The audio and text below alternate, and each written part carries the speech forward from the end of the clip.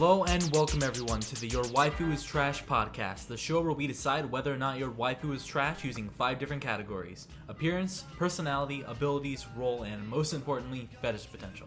I'm Christian and I'm here with my brother David. What's up? And today's episode is sponsored by Quick Draw McGraw. Yeehaw! Today we're going to be talking about Trish Una from JoJo's Bizarre Adventure. Part 5. Part 5. The anime is still ongoing, so if you are not done with the anime...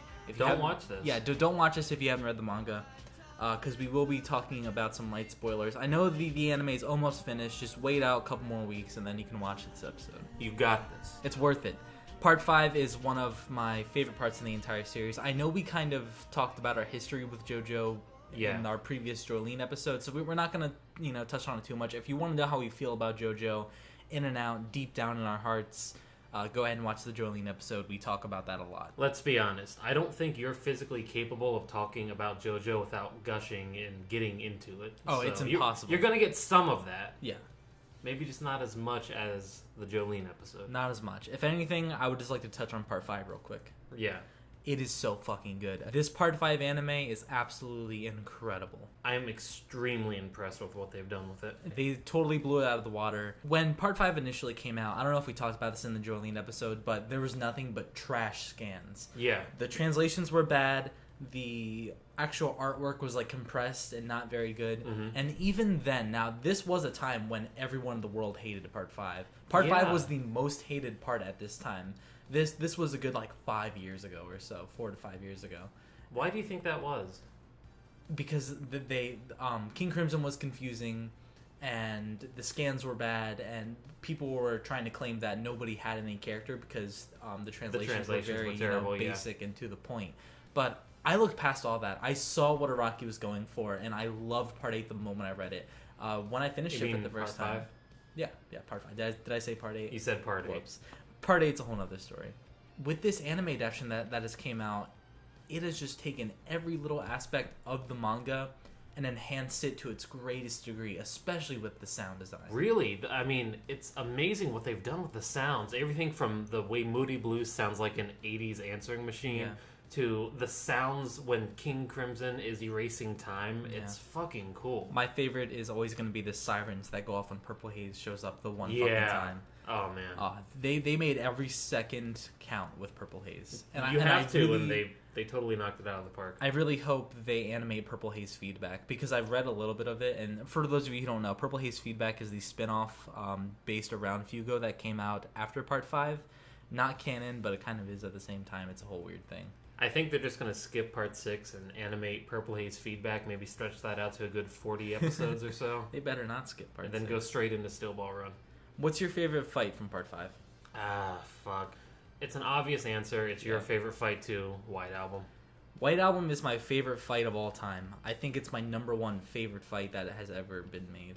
It's fucking perfect. It is perfect. Especially in the anime. From the sound design to the animation to the references to the actual White Album by the Beatles itself. Yeah. On how so many of the songs, from While My Guitar Gently Weeps to Rocky Raccoon to Happiness is a Warm Gun, that whole album, or at least the fight, is in reference to that album. Yeah. And it makes total sense, and everything just flows well. The pacing's great. I mean, I have nothing but phenomenal words to say about that White Album. I hate it when people say that JoJo stands have nothing to do with their song name. Mm-hmm. Now, there are times where, a stand doesn't have anything to do with the song name, and it's just like a quick choice, like Marilyn Manson, Yeah. But when Araki wants, or at least for important characters, the stand usually has a lot to do with the song. Like Stone Free or King Crimson. Oh my god, Diablo's entire character is tied to the band King Crimson. Right. Everything about it involves, the band and the artistry and the music and stuff. What's another one? Like Weather Report, I guess, is another really good one. Because, weather forecast channels are always playing, the jazz music, and it makes sense for his character and stuff like that. What came first, the jazz music on the weather stations or Weather Report? I'm going to say the band Weather Report came first. I would hope that there's a lot of really cool jazz nerds who are just working at weather stations. That'd be cool. I'd like to be a jazz nerd at a weather station. Good gig. Today we're talking about Trish, and really she's the only female in Part 5.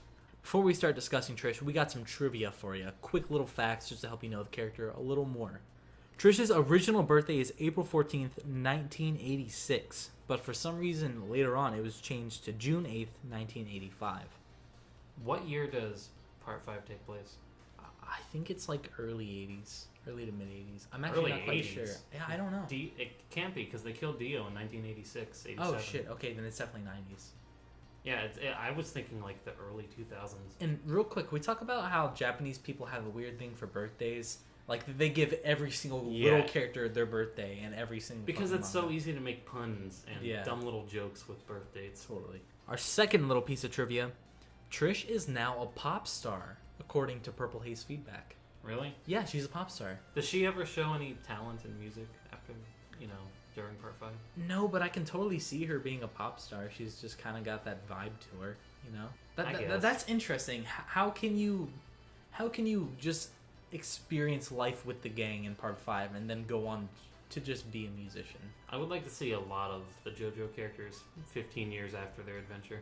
Oh, Misa's still fucking kicking it in Purple Haze feedback. Is he? Yeah, I read the first couple pages and Mista, confronts Fugo in a baseball stadium. God, I gotta read that. That sounds awesome. It's fucking cool. And our final, most useless piece of trivia. Trish thinks Josuke's hair is so uncool, according to Eyes of Heaven. Oh, Eyes of Heaven. I was like, when the fuck did she make Josuke? Yeah, no, only in Eyes of Heaven. Oh, really? Yeah. That's unusual, because he had the most Italian hairstyle. Well, every character in the game has an insult for Josuke's hair. That's true. Because of the whole game mechanic. So, apparently she thinks it's so uncool, with lots of O's and cool. Why? Because it's so uncool. It's like exaggerated. She talks like that? I guess. Wow, she gets worse and worse. She's fine. To me, she's the first real female JoJo protagonist. Really? Yeah, because you have more than Lisa. Okay, I'm sorry. Lisa is the true OG, but when I think about JoJo, I sometimes forget about parts 1 and 2. They just kind of... I focus on the more recent stuff a lot of the time nowadays. You focus on stands. Yeah. So when I think of the first major female protagonist in JoJo in the whole stand era, I think of Trish. Yeah. Because at first, she was whatever, but as time went on, she really did become a major ally to Part 5 and one of my favorite characters in the part. Really? Yeah, I like her a lot. She's really, really nice. Huh. I think we're going to have a little bit of a disagreement on this episode. You think so? Yeah. Huh. I think we see Trish very differently. Let's go ahead and hop into appearance. I'm going to let you take this one. When I first started reading Part 5, it's in English, so I'm giving the characters voices in my head. Yeah. Trish always sounded like she had a very thick New Jersey accent. Me too. I always figured that she sounded super... like the girl that Rocky hangs out with in the first Rocky movie, and he says, "Hey, yo!" Like, he's talking to this girl walking in the street, and she has, like, a thick... Adrian? Not Adrian, but, like, the little girl. Oh, He's giving her advice. Yeah, okay. Yeah, I imagine, like, that, like, super... Yeah, exactly. Bronx as hell. She has a very 80s mall rat look to her. I love it. It's really cool. And I like that her stand name is Spice Girls, too. It really adds a lot to... What would you even call that? I just go to New Jersey mall rat. Yeah, that makes sense. Hairspray out the ass. Hair's changing all the time, but it all looks ridiculous. Does her hair change? Yeah. Okay. Not so much in the anime adaptation, but in the manga, changes all the time. Several times it has changed drastically, and that's another thing that you're gonna only get from the manga as opposed to the anime. Yeah. Araki's art style change over time, and the way he draws characters and changes their designs over time. Like, dude, Part 8, so many fucking designs have changed completely from beginning to right now. Oh man, look at Funny Valentine. Totally. I've never seen a design change so much. Well, that design change could be plot relevant. It could be, but it's a very subtle it aspect slowly of the plot. Changes. So you're gonna get that in the manga. In the anime, her hair is kind of the same every time because they have reference papers, and this character is like a thing now. Yeah, it's not just something that's being drawn weekly by a guy who forgets his shit all the time. Yeah, I actually read that they did that on purpose in the anime. They kept her to her iconic outfit rather than have her change a lot. It's funny, when the Part 4 anime was originally airing, everyone was wondering if it was going to start out with the big buff men art style and slowly shift over time. Yeah. But, they started with the later art style because that's what Part 4 is known for, the more cartoony look. So, part of me wishes the anime would be Faithful to the manga by actually changing the art style over time and giving Trish all of her different hairstyles. But you'd have to make different character sheets for each art style. It's a lot of work. It is a lot of work. Yeah, I understand why they don't do it. It's a lot of work, and there's something to be said for having consistency in your art style. And while that may be different for a piece of artwork that's being drawn and created over the course of years. Yeah. But when you got a show coming out, you have to be consistent. Yeah, you have a schedule. You got to be on top of that shit. Let me go ahead and add this in real quick. This is a lot of up to interpretation garbage I'm about to spew out, but I like her math motif a lot. Her math motif? Yeah, her math motif. The symbols on her skirt. Herself and Spice Girl, they're both covered in math symbols. And I think there are many ways to look at this outfit. One of them is just JoJo in general. Every single fight in JoJo is a big math problem, and she's got the math all over her, which I think is really cool. Another thing you can kind of look at it as is her maybe trying to find her chemistry and trying to find out who she is, kind of adding and dividing, and her mind's a mess of all this just shit that she's gone through, trying to figure out who she is, who's her dad, what sort of situation she's in, because she has a really weird life. Yeah. And I think all the math kind of represents all the problems that she's trying to solve. Couldn't you say that about a lot of JoJo characters, though? Well, specifically her math motif in her character design, in her outfit. Yes, characters wear clothes that kind of represent who they are and what they're going to act like. Like, you can tell a lot from a character just by their outfit in JoJo's Okuyasu, fashion. You know exactly what kind of person Okuyasu is. Okay, it's different when you're dealing with school uniforms. Well, no, because both Josuke and Okuyasu in Part 4 have a school uniform on, but they look very different, and you can tell the kind of person they are based on their appearance. Then there you go. Even with the school uniforms, you can tell about the character. Right. But specifically, I'm just saying, I really do like the math, and I think it works well with Trish's design.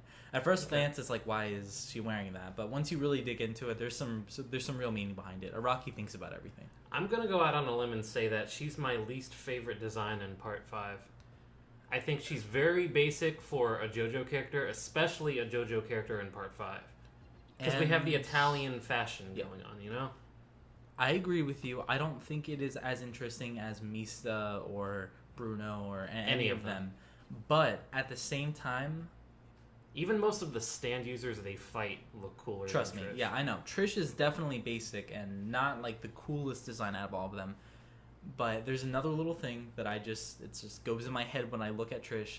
I think Araki was maybe looking at some Roman architecture when designing Trish, because her outfit looks very much like how they depicted women in Rome and all like the sculptures and architecture, wearing like the strap and the long dress and like the almost nude but still kind of regal and kind of there's an air of nobility. Yeah, there's an air of nobility to it, but it is splashed with color in the whole mall rat Jersey punk aesthetic to it. And again, I like the math symbols as well. This is me reading deep because I really look into JoJo designs as deep as I can, because I know Araki is looking into them as deep as he can. So while it is basic at first glance, she's definitely not as interesting as the other, casts, but I do like her design a lot. Have you seen The Godfather? No, I haven't. I really want to, though. You've seen, like, Goodfellas. Yes. So you know, like, fucking love Goodfellas. The hairstyles of gangster wives and daughters. Yeah. Araki is definitely a fan of the mob movie. Oh, totally. She's totally the daughter of the big mobster. You know what I mean? Yeah. He captured that with her. She's even, like, snooty and shit towards the beginning. She's got rich taste. Yeah. Right now, I'm going to give her appearance a 5 out of 10. She's good. Nothing wrong with her. Nothing wrong with her at all. My only real problem is that, in JoJo, you got to push that fashion, and I just feel like she's a little too normal. Yeah, I absolutely agree with you. I don't doubt you for giving her a 5. I mean, I thought she was a 5 at first until I looked into her design more. Yeah. But when I look at her, I feel and I see a little more. That's just me. I know not a lot of people will agree with me, but I'm going to go ahead and give her a light 7. Okay. I think she's really pretty. She would make a great waifu. I like her very first appearance when she's in the cleaning clothes. Cleaning clothes are cool. And I feel like if they disguised her more, it would be cute. That would be really funny, yeah, if they put her in... Why didn't they put her in more disguises? I don't know, man. That would have been cool. Much sense. They could dress her up like a rat. I don't know why I go right to rat. They could dress her... I was going to say they can dress her like Quick Draw McGraw. I agree. All right, let's hop into personality. Okay, this is my problem with Trish. We get some personality from her at the beginning and at the end, but for the most part, she doesn't even get any lines. When she does get lines, she's just worried and asking one of the dudes to help her out. Mm-hmm. Think about it. We get the first time we meet her, she's able to fight Narancia, actually disarm Narancia, which is pretty cool. Yeah. That obviously she can handle herself. Totally. She might not be a stand user yet, but she can handle herself. Then she doesn't really speak for a long time. And I mean long time. She's kind of bratty and just, like, shits on the group. Yeah, it's so rare that she actually gets lines. And when she does, it's just the whole, well, I'm important and my dad's important, so you have to do what I say. Yeah. Then when she finally speaks again, I think it's when we're about to meet Diavolo, and she's just worried. And that's all she is worried. She doesn't really help in the fight very much with Diavolo. She's kind of But in her situation, a 15-year-old girl who is with all these gangsters and fucking crazy fights are going on, she can't see stands or anything yet. It's just nuts. She's in this elevator and her dad's like fucking skipping time and cuts her arm off and shit. Don't you think you would be a little bratty and kind of like okay, here's why that doesn't work in the world of JoJo. Number one, most of the people in this group are around 15. Yeah, true. So, come on. Yeah. Second, there have been many non-stand users in JoJo who have kicked ass. The kid from Part 4. Hayato, yeah. He's almost the main character by the end of that. True. Lucy Steele. Does she ever get a stand? Yeah. I think she gets a stand at the end. She gets Jesus' stand, Ticket to Ride. Right, okay. Oh, wait, I'm sorry. Or is Love Train... Jeez. Okay, we'll talk about that when we do the Lucy Steele. But despite that, even before she gets her stand, doesn't she fight Tubular Bells? Lucy? Yeah. Yeah, that's fucking awesome. Yeah, that is really like a cool. Non-stand user having a stand battle. Yeah, that's insane. Awesome. Yeah, trust me, I don't doubt you. I don't like Trish's personality too much. Towards the beginning, like you said, she was very bratty and just didn't really add much to the group at all. She was kind of there. Yeah. She kind of felt like a plot device at first, and she is for the most part. She is. But I think from BIG and onward, she is a well-earned, cool person of the group. To be fair, she kind of just acts more like a stand user now because... Yeah. Because, you know, she got the stand, she got the confidence, she did the poses, she became a JoJo character at that point. Not to mention, Notorious B.I.G. is not a easy first stand battle. Right. Like, Jotaro got Magician's Red. Not to knock Magician's Red down any points, but Magician's Red ain't no B.I.G. B.I.G. is a very dangerous, like, indestructible stand. I think Magician's Red could totally destroy Notorious B.I.G. How? Oh, Chase the Flames, yeah. Yeah. Don't discount Magician's Red. Yeah. I mean, if it's a main character stand, it's probably more powerful than your average, enemy stand. In fact, yeah, all you really need is fire to kill Notorious B.I.G., don't you? Yeah. Because the flames are constantly... There's constant kinetic energy there, and it'll probably burn him to pieces. The cool thing about JoJo Wait, but then you burn into little pieces, and then the pieces go after you and attack you. Then what do? You burn something else and make it chase the other thing. But if you're on a plane, you can't burn the plane, because then the plane's going to explode. Yeah, so you do some JoJo shit, and you make it so that the plane does explode, but you're unharmed. Think about it.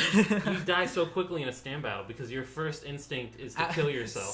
Stand battles are actual seconds of just quick thinking. Yeah. And just quick thinking, even quicker explaining to the enemy how you just kicked their ass. Okay. I will give you this, though. Once she turns around on the group and she really becomes one of them, she seems to be fiercely loyal, and she's just one of those people that takes a while to warm up. I always knew that I was gonna like her. I always expected good things from her, and I got what I wanted. And another thing that I would like to add real quick is that you can actually see a lot of her true personality in Spice Girl, because Spice Girl was really fun and entertaining to watch. And I did like Spice Girl. Your stand is your it's soul. Yourself, it's your soul pretty much.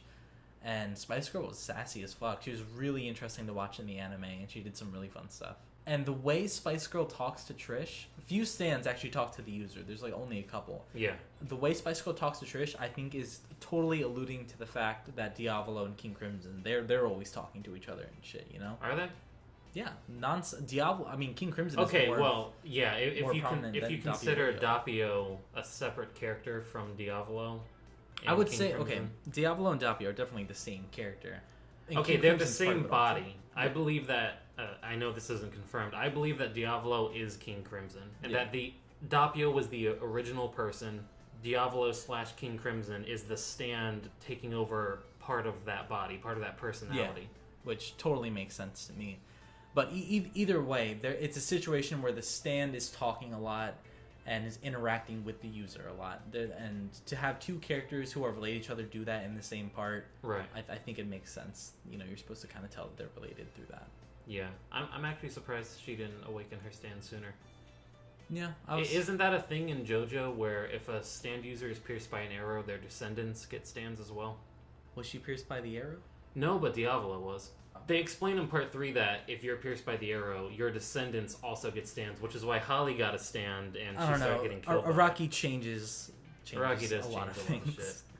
I'm going to give her personality a light 6. I had her at a 7, but after talking, I do realize that she was pretty boring earlier on in the part. So, light 6. I'm giving her a 4. She was just a little too boring. If there's one major problem with part 5, and this is coming from somebody who loves part 5, a lot of the characters get pushed to the side and you're only dealing with Giorno and someone else who are mixed up in a stand battle. Yeah. In the anime, there are entire months will go by and you won't hear Abakio say anything. Speaking of which, don't you think that Spice Girl was a little bland compared to the other stands? I think there's a lot you could do with Spice Girl. There is a lot you can do with it, but at first glance, she kind of just makes things soft as compared to the crazy shit that Gold Experience is doing, or Moody Blues' time shit.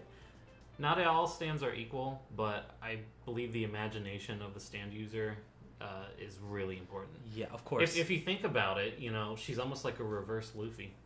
She makes other things into soft, rubbery, stretchy We shit. mention One Piece every episode somehow. I'm sure we're going to mention it again before the episode is out. Oh, totally.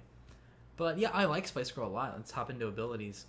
I think, and you know, I've never really liked the design too much. A lot of people actually really like Spice Girl's design. Do they? Yeah, I see how it's kind of like a female King Crimson, where it has like the similar stripe pattern or the checker kind of diamond pattern, and the face is kind of similar, so that's kind of cool. But I don't know, the design never spoke to me too much, which is weird. I always hear a lot of people like raving about Spice Girl's design, but that's all right. I like her design better in the anime than I did in the manga. I think I prefer the manga. Really? Yeah, I prefer the black and white artwork. Maybe I just don't like her colors in the anime. That could be it. Anyway, Spice Girl can soften objects. What would you do if you could soften objects? I don't know, there's a lot of possibilities. First thing I do, jump out of a plane without a parachute. Hell yeah, dude. Yeah, I mean, they kind of do that in the Notorious B.I.G. fight, but they turned the plane into a parachute. I would just have her soften the ground right before we land. You do a lot of things with softening. I mean, it's probably good for cooking, maybe.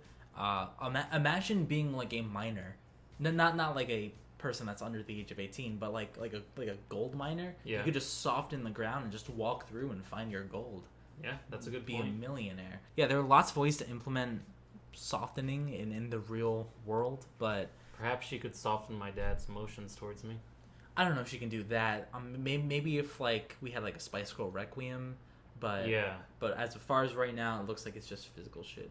Well, and of course, Trish has JoJo levels of thought. She's probably smarter than most manga characters if she's got the JoJo levels of thought. But besides the abilities and the basic insanity levels of thought that most JoJo characters have, what else does she got going for her as far as abilities? She disarmed Narantia, so I consider her to be a pretty good hand-to-hand combatant. Totally. That's about it. Maybe more than most JoJo characters. She can keep that hair standing up all day. Yeah, she knows how to do her hair. Yeah, she may soften everything around her, but that hair stays rock solid. Yeah.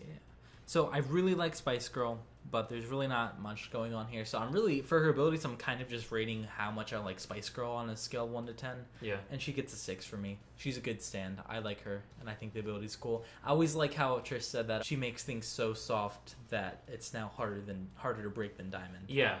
Which is a really good point, you know? I'm giving her a 5. I don't think that it's a bad stand at all. I just think that, show us some more with it. Yeah. I think that could have been a main character stand. I mean, she is a main character. Well, okay, you mean like a JoJo. I'm talking like a JoJo stand. Yeah. There's a lot you can do with softening things, and we didn't really get to see her push that to its limit. Yeah, I wish she got to be in more fights. She kind of just has the one, and that's it. And if they didn't do the whole distant thing with her when they initially brought her into the group, then who knows what cool fights we could have seen. I think Trish really would have benefited from having her stand introduced a little earlier and having her used a little more. Yeah. It was one of those like too little too late situations. Right. But I still really like her. Let's go ahead and hop in and roll.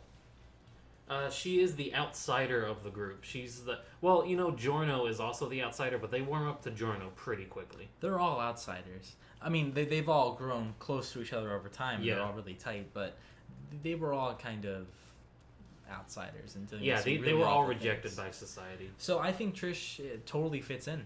Because, you think so? Yeah. Everyone has had a really shitty thing happen to them. Of course, it's supposedly their fate to have lived a terrible life, but they've all bound together and are defying fate because of that. And Trish is totally doing the same thing. She is refusing her fate to being tied to Diavolo. And none of them have a good relationship with their fathers, do they? I think fathers played an important part in the backstory for almost all the characters. Yeah, they kind of did. We didn't really hear much about Narancia's father. Narancia's parents abandoned him, right? Yeah, I think so. But I would say the gang kind of plays the parental role for Narancia, especially Fugo for the first half. I see it more as like a brotherly thing. They're almost someone to look up to, is what I mean. Yeah. It's almost like Oliver Twist. You have a group of these orphans who banded together and turned to crime in order to protect each other. Yeah, cool shit. And I think Trish fits in. She's kind of like the driving force for most of the story of Part 5. She's the MacGuffin. Yeah, she is, for the most part. But she's an interesting MacGuffin, for sure.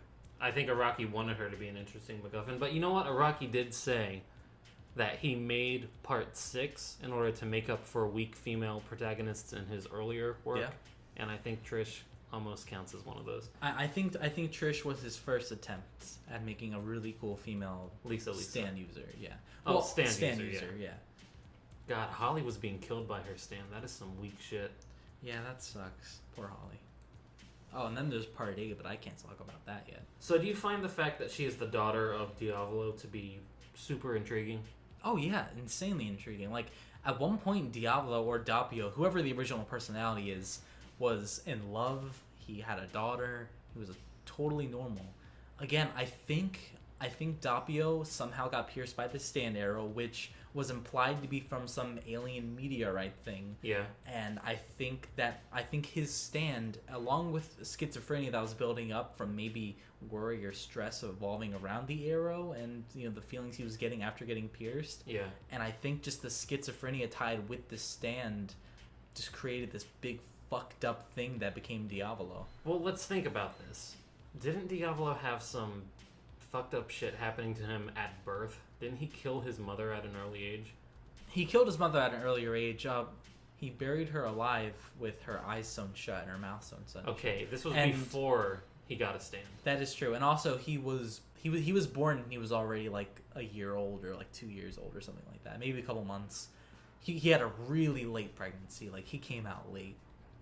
What could that possibly mean? I'm sure if I thought about it for a while, I could come up with some idea. Araki doesn't usually put stuff in like that unless there's some kind of meaning to it. Yeah, and the fact that Trish is Diavolo's daughter, it is really interesting. I wish she had more of like a crazy side, or there's something more like weird and diabolical going on. Well, he killed his mother, so maybe he believes that she's gonna kill him. Yeah. Yeah, it's heavily implied. What an asshole. Yeah, what a fucking asshole. Diavolo sucks. I'm giving her a roll of 3 just because outside of a cool backstory, she doesn't do much. I'm giving her a 6 because, again, she was the first real main JoJo girl stand user that was part of the group doing her thing. Yeah. She was a driving force throughout most of the plot and was just a fun character. I like watching her a lot. I just feel like everything she does, it's done better in a later part. That is true, but you got to think about Araki during the time while he was writing this. He was doing his best. He was doing his best, and his best wasn't good enough. Sorry you don't like her. Dude, I fucking love Part 5. I think it's a work of art. She's really the only weak link. I don't even think she's a weak link. She's not that weak, but she's... I can't excuse it just because I love JoJo. I'm not making excuses because I like JoJo. You got to look into it more. You got to think about how Araki was feeling during the time. Dude, seriously, if you need... Okay, if you want to appreciate Part 8, you got to get into the mind of Araki.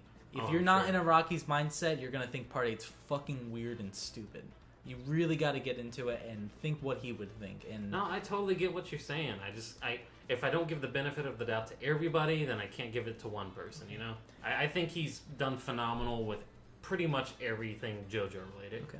little gripe here and there. It's totally fine. No, trust me. I understand your gripes with Trish, but I think you're going a little too harsh on her. You think so? Totally. Like, I'm seeing lots of 3s and 4s, and I don't think she deserves 3s and 4s. She's not much of a character until the very end. Let's go ahead and hop into the most important part of the most agreeable part of the podcast. Okay, yeah, definitely the most agreeable part of the podcast. Fetish potential. There is one major thing to talk about, and besides this one major thing, which can go many ways, there's not much. Okay. That is Spice Girl's softening ability. Yeah. Not only can you make things soft, which is a fetish in its own, making, like soft or weird, Have you ever had weird dreams of, like, the entire world around you is soft, and it's like a horror thing? You're sinking into everything and you can't escape. No, but I can see how a lot of people would have similar dreams. That was a nightmare that I had a lot when I was a kid. And, of course, fears become fetishes later on in life. That's not to imply anything about me. But a lot of people are into softening and flattening, which is another thing Spice Girl can do. Yeah. Maybe even liquidation. There's a lot of body shit going on here. Inflation. Wait. I don't think inflation can If she makes you soft, there's no reason you couldn't be filled with air. Good point. Just like the plane, she used that as a parachute. So these are a bunch of weird fetishes. If you're into that, and if you're really looking deep, you might be able to find... I think, she's bossy, but she's not a dom. No. She's just, one of those kinds of girls. Yeah, let's say she's neutral. She's fashionable. Yeah, but is that a fetish? Not really. No. Well, it all depends on how striking you want your fashion. If you're a total cuck and you like to spend thousands of dollars on women every day and treat girls like royalty, I guess so. In the beginning, she kind of, is kind of snooty and like a rich girl. Yeah, but only kind of. Yeah. I wouldn't put her under, like Nami, where it's financial domination. True. Yeah, I mean, it's kind of implied. Again, if you want to dig deep, it's there, but... I'm giving her fetish potential a 4. I was giving it a 3, but you kind of convinced me with the whole softening thing. Yeah. There's a lot more you can do than just the basics. I'm going to give her a 5 to a very light 6, because I think the flattening and the softening and the inflation... That's going to make somebody out there very happy. Yeah, and there's not many characters out there that can make that one guy happy, so I'm giving the extra point to that one guy. Fuck it, I'll give her another point. Go ahead. You've convinced me. I'm giving her a 5 in fetish potential. That's very versatile. Adding up all my scores, I came up with a final score of 22 out of a potential 50. It's pretty low. It's low-ish. It's closer to the middle, and I know I have a lot of middle scores. You do. I'm kind of harsh on things. If I like it, I really like it. If I dislike it, I really dislike it. Yeah, I mean, people are going to come to see that over time, how you're really critical over things. Yeah, I don't think I was super critical over her. I'm maybe slightly overly critical. I don't know. We'll let the fans decide that. I don't find her super attractive. I don't find her very interesting in a story. I don't find her very attractive, but as far as a character and as far as story goes and stands and JoJo and all that, I think she's very interesting. Which of us do you think has more accurate scores? Let us know in the comments. Let us know.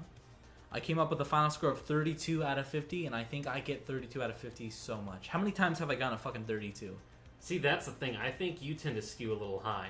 I do tend to go a little higher because I'm more passionate about things, and I go really low when I don't like things. Again, I'm really passionate about stuff. But when it comes to JoJo, I know what I'm talking about. I know how I feel about JoJo. Oh, I totally agree. I defer to you on most JoJo-related topics. Yeah. So, 32 out of 50. Strong. Good character. Good member of the gang. Nothing wrong with Trish. That leaves us with a final score of 54 out of 100. Good stuff. Good stuff? Well earned. Well earned. Where would you take Trish on a date? I would like to find it one of those cool movie theaters that plays older movies, but not too old. You know what I mean? You think she's in the classic cinema? Not classic cinema. I'm not talking like Jurassic Park or anything like that. You consider Jurassic Park classic? Okay, not classic. I was thinking like the Maltese Falcon or Double Indemnity. Like 1940s shit. No, okay, no. Not like that. I'm trying to find a cool theater that plays maybe... I got a feeling she might just be into Star Wars. I'd like to take her to a theater that just so happens to be playing Fight Club. Okay, you want to show her Fight Club. I want to show her Fight Club, but only at a cool theater with like cool snacks and like cool people in it. It's a cool theater. And I think she would get a lot out of Fight Club. I think she would learn a lot about personalities and maybe have some emotional connection to her dad while watching it. And she will definitely learn how to use her Spice Girl a little better, maybe by watching some fights and seeing some of the crazy situations that go on in Fight Club. And we'll just see where that goes. I would like to go to a movie with her, and I would like to go to Fight Club at a cool movie theater. Fight Club at a cool movie theater. I was not expecting that coming from you. I'm going to take her to various famous statues around the world, and we're going to soften them so that their poses are slightly different, and we're going to fuck with people. Dude, that's actually really funny. So you guys are pulling a prank on the society. Yeah, exactly. Yeah, so everyone's gonna think it's some like Berenstein Bears. Yeah, they're gonna think it's a Mandela effect. Yeah, everyone's gonna be like, oh, they're gonna be very subtle changes. Dude, you can fuck with the cross. You can make it so that the cross. I actually had Christ the Redeemer, the big Jesus statue, and I was like, maybe have him putting his arms up in the air, field goal style. Move his arms up a little bit, or oh no, you don't want to fuck with the Sistine Chapel. That's well, yeah, but maybe the statue of David. Yeah, make his dick bigger. Yeah, just fuck around with art. Yeah, dude, that sounds awesome. Big old dick. Waifu Flyfu? Does she beat Lammy? Not today. Not today. Someday, maybe our next character, but not today. I just don't think, I have too much interest in Trish. Yeah, as a waifu, not really. Trish isn't my girl. But as a character, I like her quite a lot. Thank you all for watching. If you want to email us, that is waifutrashpodcast@gmail.com. Our Twitter is waifu_podcast. Our Facebook is the name of the show. And if you really like what we do and you want to support us on Patreon, that is Your Waifu Is Trash. All these links are in the description, so feel free to check us out. David, do you have any last words? You guys can watch Quick Draw McGraw on Boomerang Tuesday nights and Thursday nights at 2 a.m. Yeehaw. Yeehaw. Yeehaw. Yeehaw. Yeehaw.